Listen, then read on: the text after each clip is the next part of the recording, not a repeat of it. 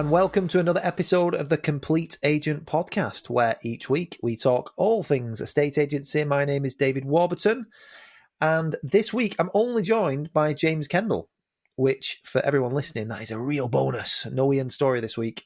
Yeah, the north and south equilibrium. Yeah, and his horrible Blackpool tones. So, no, on a serious note, we miss you, Ian. And we'll see you next week, of course. And I'm sure you've got lots to tell us. Anyway, JK, how has your week been? Yeah, not too bad, thank you. Yeah, a little bit lighter this week on vals and sales. We had a really good week last week. So I suppose it's kind of dipped into this week. A few bits and pieces that were hanging over the edge that have tied up. Negotiating a cut. Well, sold one last week, actually. Grade 2 listed place for Rich. 1.25. Which was nice, wrapped up, tidy deal. Currently negotiating another one at just over £1 million, which is nice. Went to a nice, not on the market letter valuation today. Only agent out. When I say two, actually, today, as a result of the letters. The funny thing was, the first one I went to, he didn't get the letter. His mum got the letter. His 80-year-old mum got one of my letters. Oh. And he picked it up when he was at her house and said, really liked your letter, thinking about selling, can you come and see it? It's got a really nice bungalow in one of the really, really good village, which will look really great on socials and online. I think it'll be a really nice instruction to have. Second one was, again, Georgian flavour at the moment. Really nice Georgian home in the centre of one of the best market towns nearby. They work in design and in marketing, and it resonated. She goes, she said like classic direct mail. She goes, everyone else sends the free valuation. We've got buyers, and it was just nice to be informed of the market. She goes, I know exactly what you're doing. She goes, but I liked what you were doing. I checked your website out, and it's the classic mini series. How do you look? What are you sending out? And she said, I obviously saw a good spread. I saw the 3 and 2 million houses, and I was wondering whether you'd sell mine. But then I see you do sell houses at £1 million mark as well, and I was like, what a lovely conversation to have. Considering we're selling stuff at 3, 4, 5, all the way up to kind of 3.5. Really nice conversation to be had. So we had a really nice conversation about like the brochures we do and the branding identity for each one, and how sort of it's individual and why we do what we do. But I feel like my quote unquote pitch is just hit new levels. Like, it's continued to evolve in the last 12 months, and I just feel like everyone I go to, I'm winning at the moment. Yeah, do you know what? Just I know you're on your week there, mate. Sorry, but it's a really good point. That I feel exactly the same. My presentation over the last couple of years has become more casual, almost. It is what it is, almost, kind of thing. Particularly surrounding valuation. Obviously, I've always had a certain style of valuation with data, and I think that enables you to take a more relaxed approach because, like I say, it is what it is. Yeah, you're not valuing the home. The data's valuing the home, etc. And I had I had a valuation today on the We Locate brand, and it was quite a challenging one. Where he was asking lots of questions and, do you think you could get this for it, Dave? Do you think? And I had to sort of keep correcting him. And it was sort of saying, look, going right back to the beginning, I want to really stress here that it's the market that suggests that your property sits in this bracket.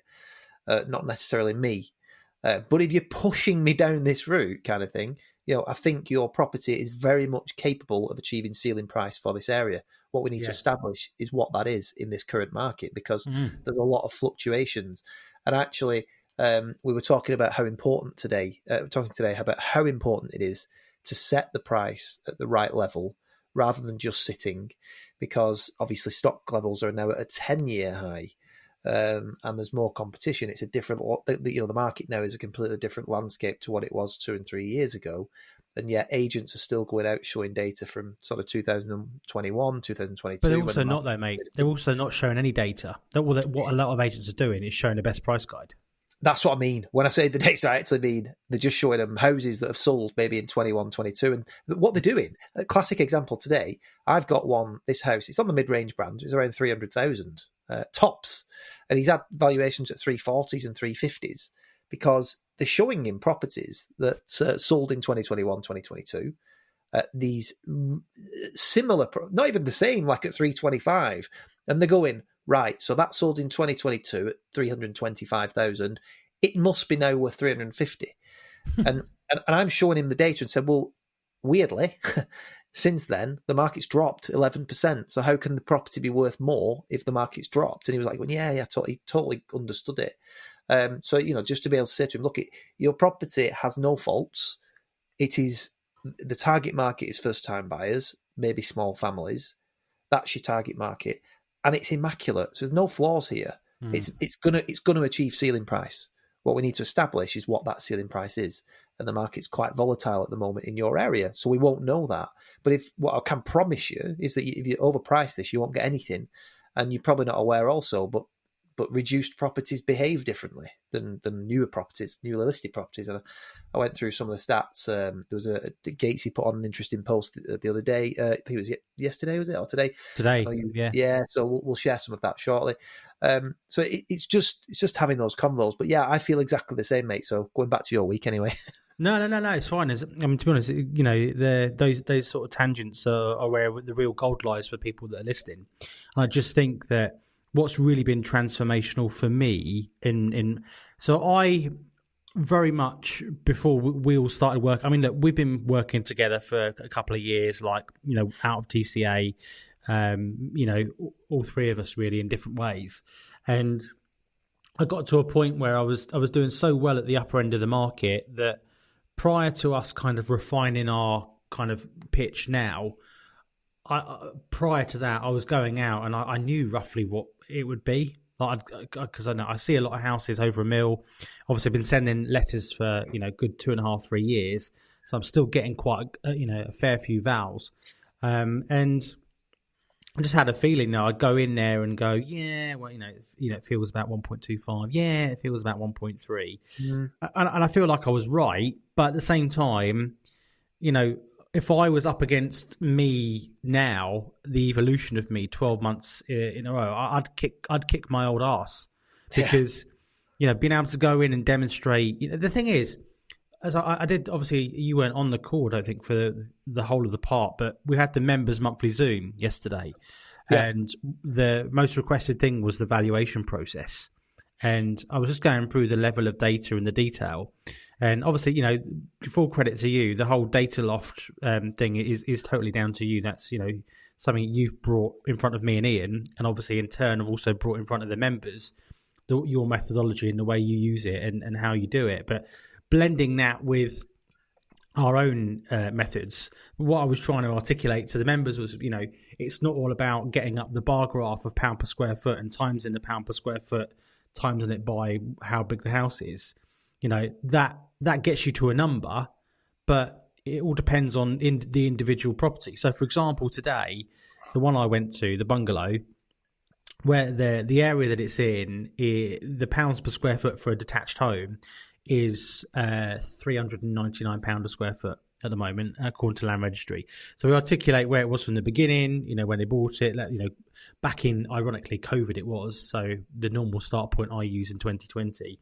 Where we're at today, but also using the last 12 months of transactions and just drilling down. So what I did is I got the CSV file and I highlighted all of the detached properties that were bungalows, because I researched them all on Rightmove Plus prior, and then highlighted them all in red, and then selected all of the columns at the end, and then got the min, max and average of the specific in the bungalows. So I was able to show him, look, in this area, this is what a surveyor would do. Pound per square foot for detached homes in this area in general, which lumps in bungalows and houses, is $399. However, if you actually strip the data back and get hyper-local with that data, you can see that the detached bungalows are actually achieving anywhere from £430 to £479 a foot. Now, that gives us a good spread. So if we look at So going back to, what we don't do is just times that by that, but timesing that by the 3 points, min, max, and average, for a bungalow of this square footage, the data presents for something in poor condition, for example, it might be 570,000. For the average one in this area, it might be 580,000. But at the top end, which is where this at, we could be looking at 650, 680,000. So, you said you're hoping to achieve 700,000. The good news is the data supports that, because it's, right at the top end. If we're gonna hit a new ceiling and a new level, the data isn't too far away. Houses aren't bought and sold on what the data says, but the data is there because that tells us what the market is prepared to pay for that sort of house. Yeah. And you mentioned it. It's one of your little phrases, Dave. There's loads of them. So if you're playing TCA bingo, another one's about to come up. Talk about light bulb moments. Yeah. He was buzzing. Absolutely buzzing with that. So, nobody else is going to come through the door and say, and present all of that, because and the science behind it. Present how much things have grown. And I'm not going to go through the whole valuation process because we're supposed to be talking about the week, but just from what you said, I just feel like there's value in this section here, because the complete agent is not just sending letters out. The complete agent is the complete package. Things like this valuation. How great was it at not this mastermind, but the mastermind before, when you presented that to the room of agents? It's like a weight is lifted off certain people in the room's shoulders, with valuation, because it is all you're showing people how to value houses, because a lot of people have learned to value houses by using the best price guide and go, well, that's sold for that, and what do you want to put it on for? It's true. It's absolutely true, and it does. It is a release, and I think that you do go into valuations just so much more confident, because it allows you to take the conversation away from it. Essentially, it's less. I mean, it sounds ridiculous to say it's not relevant, because it absolutely is, of course, but it's so much less relevant, and you'll spend more time talking about your services and how you can present the home to the right target audience to get a premium price. And it's just understanding what the market suggests for this type of home. And, you can assess the owner's motivation. I mean, today, we spent probably a good 10, 15 minutes talking about what he was doing in terms of his plans. And then you can sort of assess where you want to go with the advice in terms of where they pitch it at. So this guy's moving to America. He's going to America, and first thing he said to me was, I said, so what are your timescales? When do you want to get this sold? Yesterday. I want it sold yesterday. So when we finally got to numbers and data valuations, and the valuation with the data was probably in and around sort of 275 up to the 300, for him, it's like, well, he said, so what would you put it on at? What would you put it on at? So again, well, let's go back to your circumstances. If you are in a position where you're not looking to do anything just yet, as in you're not pushing right now and you can test the water, etc., you might want to try at the higher end of that valuation. But your words to me right at the start of this valuation were, I wanted it sold yesterday. And I don't mean literally. I said, right, okay, what are your timescales? He said, well, I do want to sell it, the sooner the better. I said, well, without question, if your priority now is to get to America fast, there's only one way to really guarantee, if you like, the pace of your advert, and that is price. So you put a price on it that takes you outside your comfort zone, Mr. Vendor. But on the flip side, it's going to be perceived as a good deal for your buyers, and then we get people in. And we won't go down that route because we've discussed it on a few pods lately. But yeah, it just, I think you're right, JK. The whole thing, once you master it in particular, you will just. I mean, I can prep. Don't get me wrong, you get your unique and prestige homes at the high end of the market. They need a lot more preparation, but I can prep vals reasonably quick. Yeah. Because I can go out there with the data that I need, and we can have an. How long do you reckon it takes you, like on average, like just as the top? Honestly, quite about 10 minutes, 15 minutes. Yeah. I mean, like I say, there are anomalies. There's the odd house where you just go, this is a tough one because there's 26 acres with it. There's a barn over there. There's an annex over there. They've spent 500 grand on it. There'll be different things that you just go, what would someone maybe pay for this? Because it's very subjective. I was going to say, let's bring out that subjective card there. Yeah, but ultimately, it'll always come back. To the data, and it's like I had one the other week where it's a stunning house in about, I think it's 12 acres, something like that. The gardens were so well manicured. It was unbelievable. This house, probably the best I've been to, one of my favourite houses, and all the data pointed to around sort of 1.8, 1.9, in the region of 2. And he said, well, I'd want at least 2 for it. And I said, well, yeah, the data supports that. And I'm sure that somebody would pay that, to be quite honest with you, because it's an unbelievable home, but I can't control that. What I can tell you is that you're in and around the data points.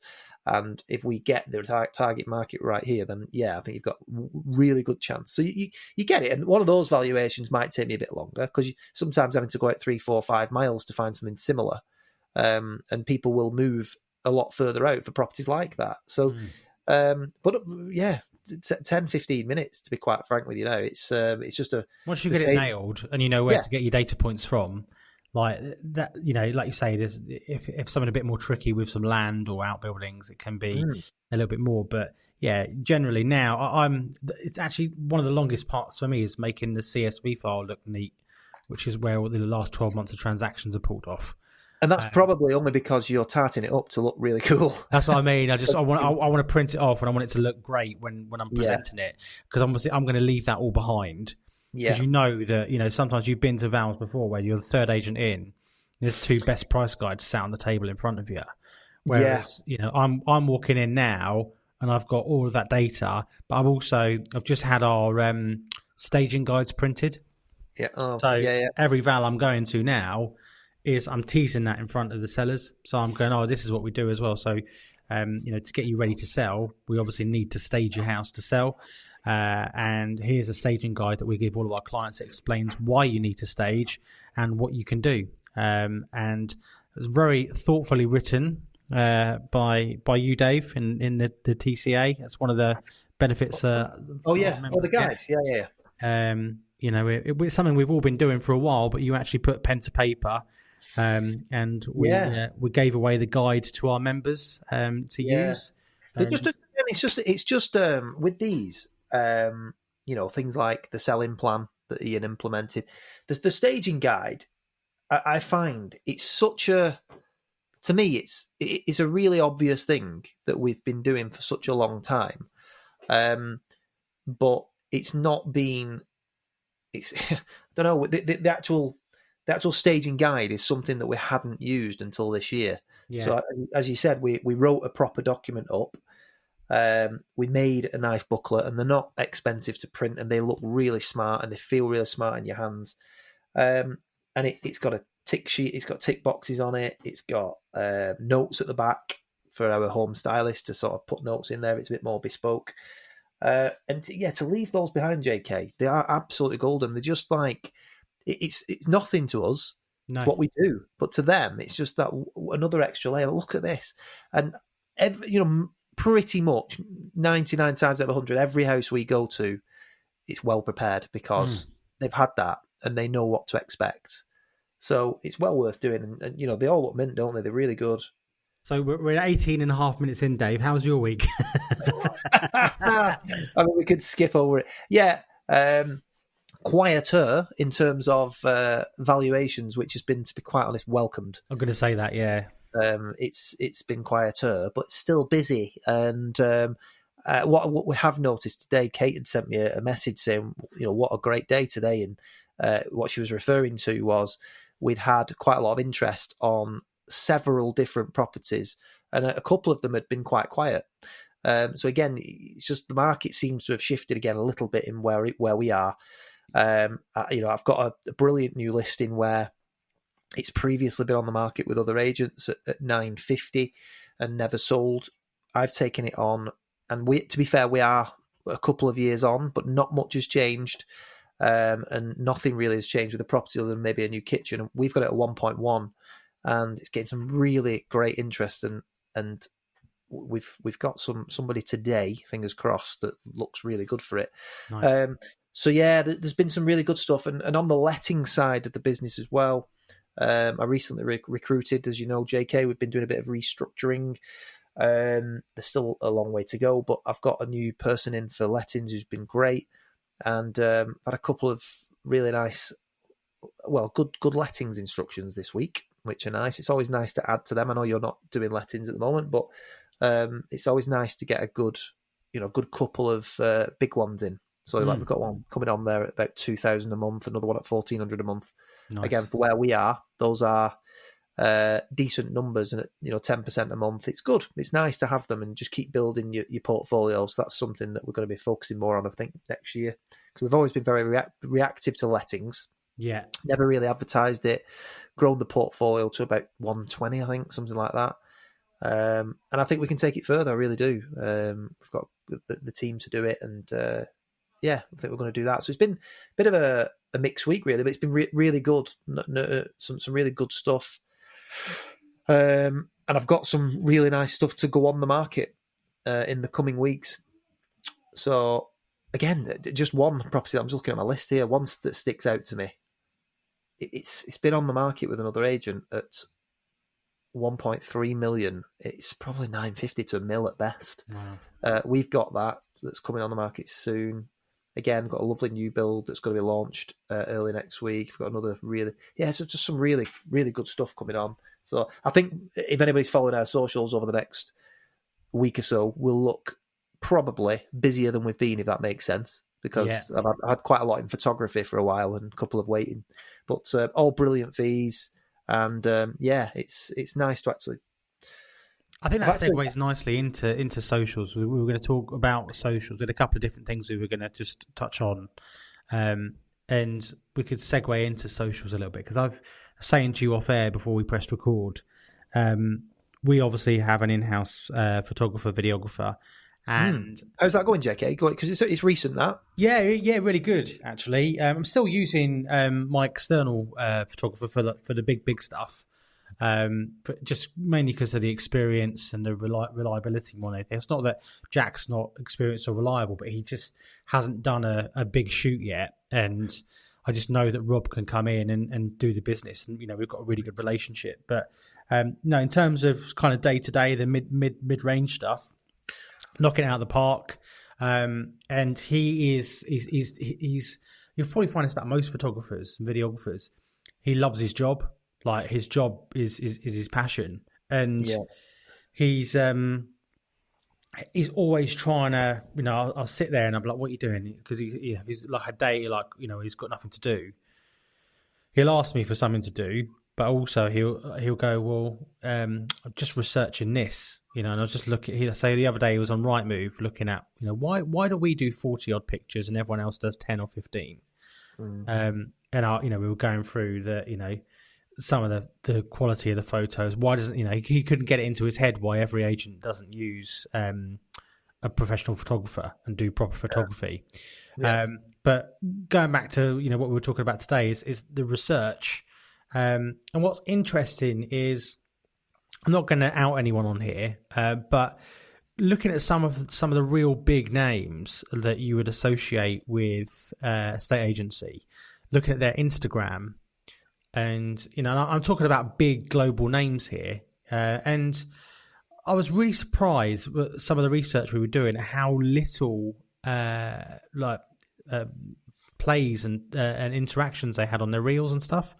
People with 100,000 followers, some people with like 250,000 followers, and they're struggling to hit 10K on reels.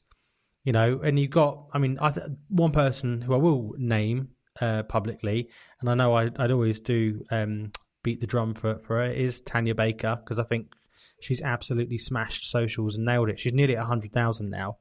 I was one of the originals when she only had a couple of thousand, I'll just say. We were friends before she was famous.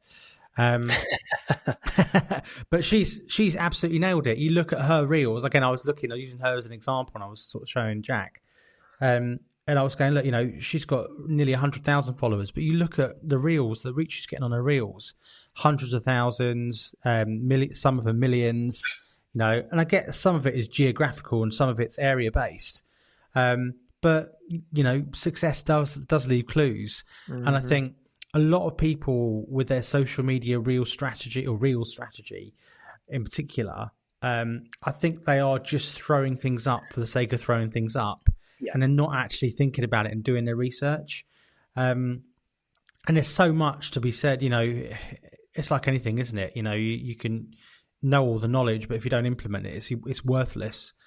But even utilizing things like ChatGPT is a great way to utilize Reels. And what I mean by that is you can go into ChatGPT, and ChatGPT is only as good as what you put into it. And for example, a lot of people will go, "This is the mistake people will make with ChatGPT." They will say, "I'm posting a reel," or no, they'll say, "Write me a description for a reel for a 4-bedroom house," and then they'll copy and paste it and then go, "Nailed it." But what they need to do is write on there, act as. So the prompt. One of the things you can do is in a prompt is there is actually if anyone wants it, you can DM me and I'll give it to you. But there is a prompt you can put into ChatGPT to help you get a prompt. So, for example, you say to ChatGPT in not so many words, and I've got the ready to copy and paste, ask me the questions in order to refine my prompt for X, Y, Z. And it will keep asking you questions until it understands totally what you need from it. And then after that, you can copy and paste the prompt, add in what you need, and the output will be like tenfold. And I know it works because I've used it myself.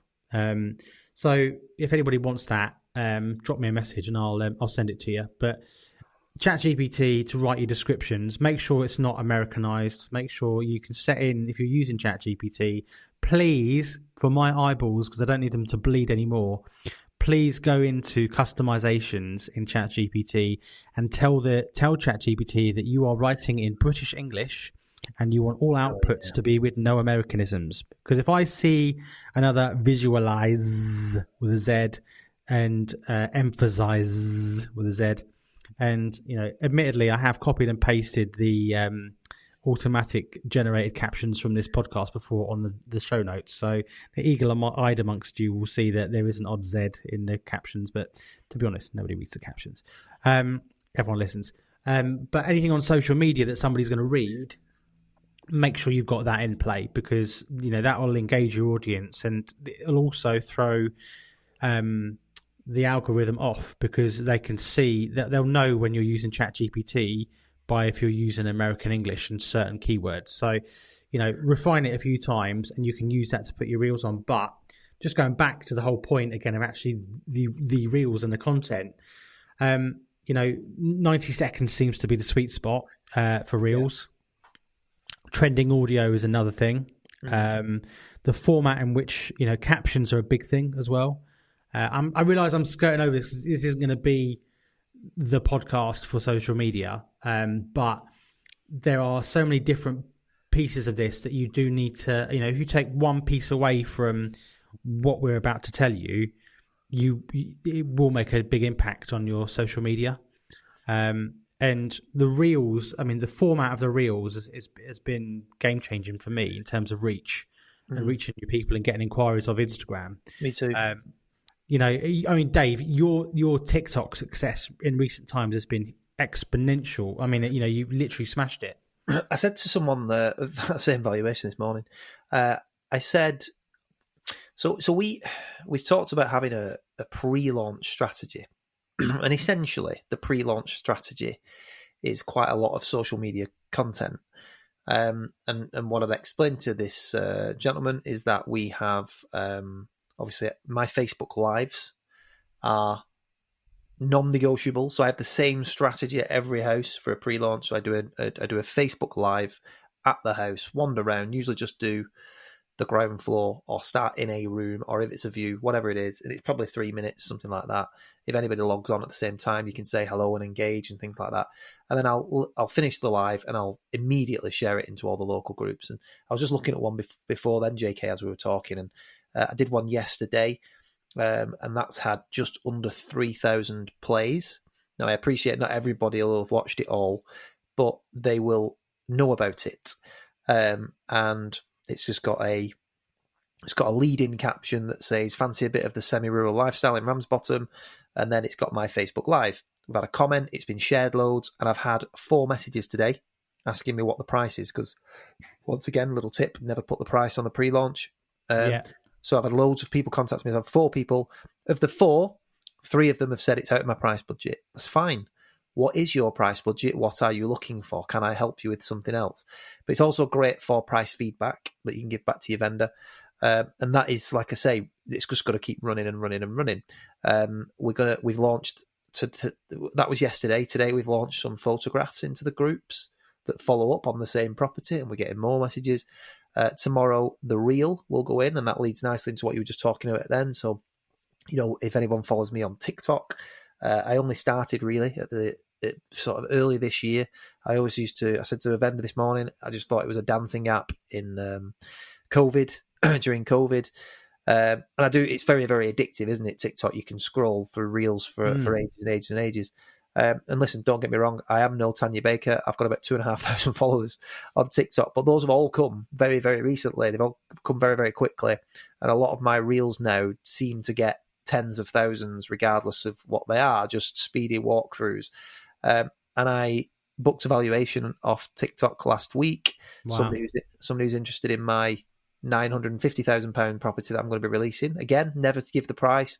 They've contacted me saying, how much is this going to be? We're looking to move into the area. It's going to be 950-ish. Is it one of interest? Yes, but I need to sell my property. Great, let me come and value it. So I'm going out to see theirs. I've had another contact last night saying, that's right up our street. I'd love to go and see it. Can you send me the details? I said, yeah, send me your contact number. I've got the full video. I'll message you now. So I got her number, sent her the full video, and she said, this looks amazing. It's right up our street. We live on such a street. Perhaps you can come and have a look at ours. This is all in the space of like 48 hours. How many valuations? Again, there's 2 vals that have been booked. There'll be people that are listening to this that are saying, that haven't got anything in the diary, like nothing happening, and it's all of the parts, all of the moving parts. So for us, I know we bang on about letters, I know we bang on about this, that, and the other, but there's so many different moving parts that you need to nail, and it's really not that difficult. No, and I think, again, what I was saying to this guy this morning, and it's all part of what we were talking about, JK, things just slip off the tongue now in your pitch and things like that. We've got a pre-launch, this is what we do, but ultimately it shows authority, shows knowledge, it shows that you're knowledgeable, saying, I'm going to do a proper cinematic video for your home, but we also do it in a different format because the different social media channels need it optimizing in a different way. So we're going to optimize it in a way that's going to get maximum views. And then I'll turn my phone around and show him, this is my personal TikTok account, and I'll show him there's on the top bar there's one that's had 400,000 views, the next one's 75,000, 80,000, 80,000, 17,000, 50,000, 43,000. They're all getting huge amounts of views, and of course they invite some really weird comments sometimes that I just don't care. I quite enjoy it. People are vile. You just need to move on. Yeah. So don't get me wrong, lads. I've not had, I've got 2,500 followers. I'm only following 35 people. So it's not like I've followed thousands of people to try and get my followers up or anything. Just under 50,000 likes on all my stuff, which is great. But it's now started to bring in business. I get a message every day, pretty much, which is something quite positive. How much is this one? Where is it? I've had somebody ask me what they can get for 400,000 in a certain area recently. But this is the one last night was just came in. Hi, my partner and I are interested in viewing the house you've put up in Rawtenstall. So I got back to it, gave her a bit of information. I got a phone number, sent her the full video tour. She's texted me today saying, we love it and we definitely want to see it. Will you come and have a look at ours? So I booked 2 valuations in the last 48 hours from TikTok alone. Wow. So I think the message, JK, is like I'm nowhere near anything like Tanya Baker. None of us are, but I think the message with social media is really clear for me. You have to just have a strategy. You're not going to be, if you listen to Gary Vaynerchuk, sometimes that could put you off. It's very exciting how he talks about it energetically when he does his keynote speeches and stuff like that, and how you can change your life. And he always used to say you could make a business out of your love for the Smurfs. I think he used to use is his analogy. But what you need to do is be posting 20 times a day, and it can actually seem overwhelming because it's not impossible, but it can be very time consuming doing that. But my whole business transformed with two things: direct mail and social media. And it was just simply making sure that the strategies for each of those platforms, well, for all the platforms, works. Yeah. But my direct mail strategy is once a month we send letters out to every property that's on the market in the areas that we want, and it's educational content. And every quarter we send out a long form. It's long form content to 7,500 addresses, and it's the same addresses every quarter, and it's just that consistency that's taken us to the next level. And with the social media, we post a couple of times a day on the main two platforms for us, which are Facebook and Instagram as companies. And then my personal stuff, I have to do a lot of sharing from my personal feed, but my TikTok is my own, it's not the company's, and I just share lots of reels. So And then my pre-launch strategy. So you've got to have that for me, the pre-launch strategy has been a game changer. It's fantastic. And it's just about getting you out there, and people get to know and like you. Well, some won't, but they won't call you. But the ones that do recognize you will call you, and they'll comment. I've been recommended a few times on a local group tonight, and it's interesting because a couple of times I've been tagged as my name and not the company. Which is always a sign. But I think,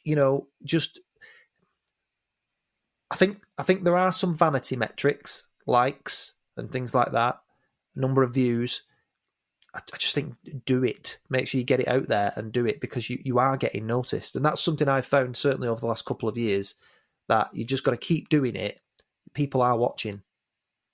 Even if they're not engaging. Yeah.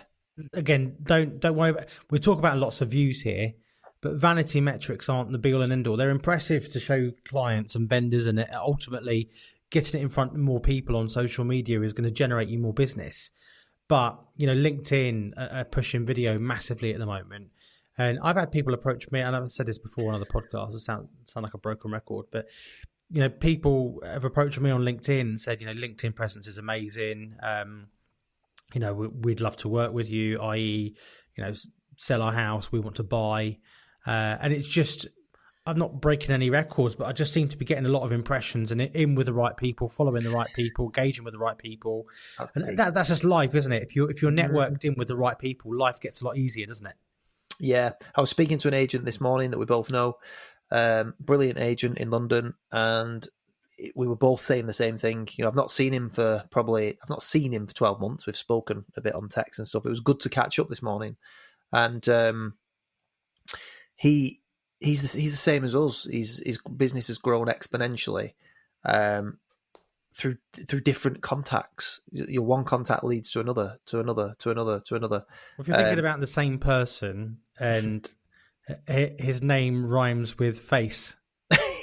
Yeah. He probably wouldn't mind me giving him a shout out, but just in case. I actually put one of my clients onto him the other day because they're looking in PCL, and I thought, who do I know? Yeah, it's Gracie. No, spoiler alert. He is brilliant. But he's a great agent, and his story is really good as well, by the way. So, Ian Story. No, not Ian Story. Don't know who that is. Oh, his story. Did you say his story? But yeah, he's just a great agent, and he was sort of saying the same thing. He got so busy. He's got a few partner agents now, and you just find, don't you? You do a good job on one. I mean, funnily enough, I forgot to mention actually in my weekly rundown, I went to see 3 new builds the other day from a developer who's seen me selling another £1.6 million house. He said, I'll have some of that. And he's got 3 £1 million brand new builds. Oh, no. I've got another developer in the same area who's got 10 £1 million new builds. Oh, no. So to me, they all see what you're doing, and it's just about, these contacts come and they are all noticing you. And the majority of those will come from the social media. They see what you are doing. So you're right. It's just about having a strategy, making sure it gets done. Even if you post little once tip for everyone that's listening on social media: if you're doing reels to get some more reach, and because one of the biggest problems with Instagram is, so with Facebook reels, you can share them into all the local groups and you can grow your views and your reach that way. The problem is on Instagram, you haven't got that luxury. But a little tip for you here: Instagram, when you do a reel, share the reel to your story, and on your story, tag the location off the screen, and you'll get people that view stories in that area that will find you, click on it and view. Then all of a sudden they come into your ecosystem. So there's a little tip for you there. Nice. I think that, the message is clear. You've got to have a strategy. Before we go, JK, shall we have a chat about, obviously it's nom week for us. Yes. And then a couple of Gatesy stats, which I think will be interesting. And then we'll call it a night, because it's Wednesday night, guys. Dedication again. Obviously not from Ian. He'll be in bed with face mask on. Sorry, lads, I've got to go to a band conversion tomorrow. But yeah, so it's Wednesday evening.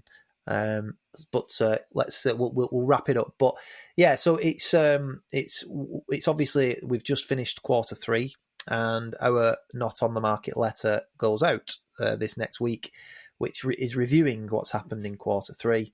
Obviously review what happened in quarter 2, but we're now reviewing what happened in quarter 3. And some of the things, when you start reading when you start actually going through all the statistical data, it's just really quite interesting, I think. The time to sell a property has gone up again. So a lot of people are not aware of that. So it's really important to make people aware.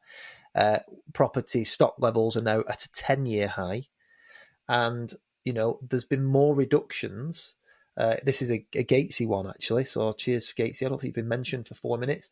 But Gatesy put his post on, and I know you shared this as well, JK, but it's really interesting. So I'll just read it out. I've got it in front of me here. So tracking data back to January 2019, September saw the busiest month for price reductions and exceeded 100,000 for the first time, which was 10% higher than the previous record. Not only that, but they were 70% higher than the monthly average going back to the start of 2019. Just under 42% of all listings in 2024 have had a price reduction. So I'll not read the rest, because that's more about how reduced properties behave differently. But your homeowners need to know about it.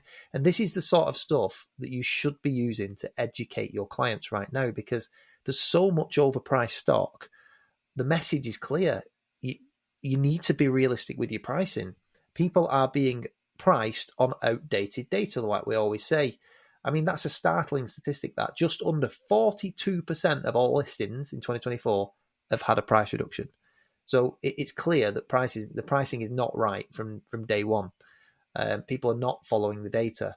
So, our not on the market letters have gone out. It's covering all of this. It's talking about what people can do to get ready and get ready for listing, whether they're listing now or in the new year. Hints and tips there, always educational. And I'm excited to get that out, because I know when we get these out, JK, it leads to a diary full of valuations. Yes. And it's setting people up for the end of the year and setting those conversations up ready to, because they'll be the ones that we go to before the end of the year, because we always talk about that last one we send just before Christmas. Yeah. Last year we made it land between Christmas and New Year, and it just really helped us fly out the traps massively in January with the calls that we got over Christmas in early New Year. And I just think now is a really good one to land, because again, it's I found this time last year when we sent this one, the return wasn't that great. On Q3? Yeah. Yeah. However, it's important for consistency, because if you miss one, people think that you've forgotten about them, and you just get forgotten about and you're into the abyss. Whereas if you keep it up and keep it consistent, when that next one lands in December, that's then the catalyst a lot of the time, where they go, look, like we talk about famously, the Bulldog clip. It's another one in the Bulldog clip. They're reading into everything that you're saying. They're aware of who you are. They're following you on social media. They're checking your website out. And then all of a sudden, maybe we should be thinking about doing this, Doris. And, next thing you know, you're getting a call in the new year. And you literally, we've done more valuations this year than I can remember. Mm-hmm. And the majority, even the team now, like when the team see that one's come in, when we do the mass operation and the mass mail out, everyone's like, oh, like the letters are in. But when the phone rings, they all buy into it because they know it works. Yeah, absolutely, it does. And I think you're right with the Q3 one. It probably is. I wouldn't use the word weak. It's the quieter one usually because of the time of year when it lands. Because obviously it's landing in October, and the majority of people are now thinking about next year. Like if they're looking to move, they might be looking at going on the market in January. But spoiler alert, that is what a lot of our content is about in this particular letter. It helps people make decisions and gets them thinking differently, so they will call you before the end of the year, because that's what you want. In an ideal world, you want to be getting out to these people in October and November before Christmas decorations go up. One thing I would say just on that, although it was a quieter one, my most expensive listing actually came from the Q3. Yeah. So, I may have only got one or two off that thing, which is a lot, when you think you sent out 7,000, but, it's a £42,000 fee. Yeah. Well, we should caveat that when it's quieter, it's that old thing where you only need one valuation to pay for it. It's true though. The level that we're dealing with, the pound notes, you might not be getting the 20 or 25 valuations or whatever it is that we normally get. It's you might only get the 5 or 6, but if 2 of those, 3 of those are chunky fees, it still pay for the rest of the year, for the following year. So it still needs to be done, like you say, to maintain that consistency. And like I say, people will still, if the message is right, like I say, people will pick up the phone. People will book in and speak to you before the end of the year. I went to one last week, and it was an absolute beauty, and he gets he's had all my letters, again, famous bulldog thing. They weren't on the table when I got there, but I've had all your letters, read your letter every time, and it just says in it, Dave, to give you a ring even if I'm not thinking of selling straight away. It does say, I can give you a ring. So yeah, of course you can. So I've got over to see him. When are you thinking of moving? To be honest, I'm just doing some pension planning. We've just finished the house entirely. I'm 57, 53 now, and I'm looking at retiring in the next 5 years, but I think we'll probably move in the next 2. So he's not thinking about moving right now. He's not wasting my time. He's in a £2.5 million house, and he gets my letter every quarter, and I don't think he's going anywhere else, touch wood. Who else does he know as well? Yeah, exactly. But we just had some great conversations that day. The house is, it's just unbelievable house that I'll be privileged to market if I do get it. It's a beauty. So it's well worth the trip. And this particular tone is the same in this particular Not on the Market letter. It's going to be talking about what you can do between now and the end of the year to give yourself a head start versus your competition. It's inevitably going to be coming your way. So there'll be that, and then as you said, JK, will be another one at the end of the year, reviewing the year, and that'll give everybody a great head start in January. And of course, we've got the TCA Planning Day coming up in December. So if you want to learn more about everything we do, and if you want to be in that room in December planning for success in 2025, then please do reach out to myself, JK, or Ian Story, and we'll be all delighted to have a chat with you about it all. JK. Yeah, I think there's been some good value this week. Missed those gruff black Puddleian tones. But I think, because we were going through social media, and I just think there is such big value to be added there. But you guys, you've got to implement. You've got to implement everything. It's all good listening to the podcast and saying it's great, but you've just got to implement it. Even if you implement one thing and write down the rest, just implement this. And December Mastermind is going to be big. That's going to be a big planning session for next year. And, I was going through the spreadsheet earlier, putting it all together. And it's just amazing how you tweak and plug some of the numbers for the plan. and how much of a difference that can make over the next 12 months. Well, that's it. That's going to be the key. So, that will set you up for the next year. And then each quarter when we meet up again, and to be fair, in the TCAs, we have a monthly Zoom as well, don't we? So if you feel like the idea of the plan will be every time we meet up each quarter, you can see where you are against your plan, refer back to it, and then we can talk to you about where to focus your efforts for the next quarter. But sometimes, if you let it go on too long, if you don't have a plan and then you don't make adjustments quickly enough, it can snowball and either affect you negatively or positively, depending on what you're doing at the time. So having those monthly check-ins is equally as vital for members. And of course, the WhatsApp group where they can reach out anytime, any day is also useful. So plenty there to digest. Yes. Cool. All right. Well, it's been a pleasure. Absolutely. As always. Yeah. And we will see you next week. Thanks for listening, guys.